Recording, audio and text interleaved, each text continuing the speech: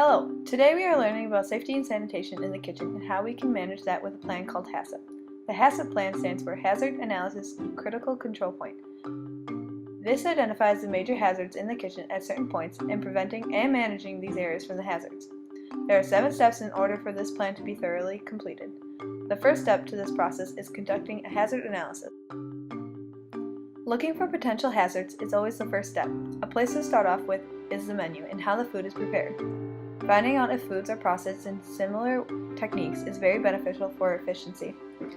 Next, you must identify any TCS foods and determine where any food safety hazards are most likely to happen. When preparing chicken, a big hazard you need to worry about is cross-contamination and bacteria.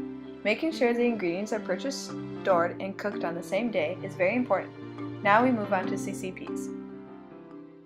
CCPs, or critical control points, are points which are identified hazards that can be prevented or condensed to safer levels.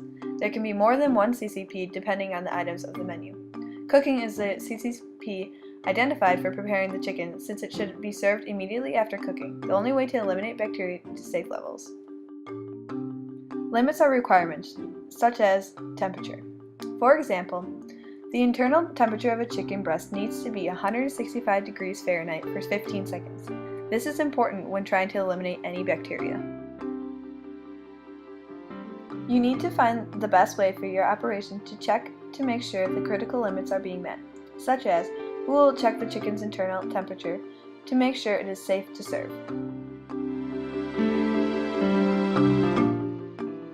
If the chicken does not meet the standards, what do you do? These actions need to be determined in advance.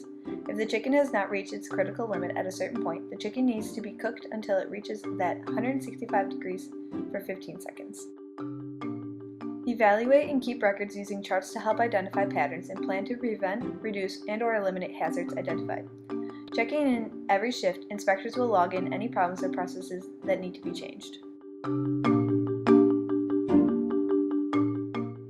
Lastly, you must monitor activities and keep documentation to help take corrective action when inspecting or repairing equipment. Keep record of invoices and purchases when working with suppliers.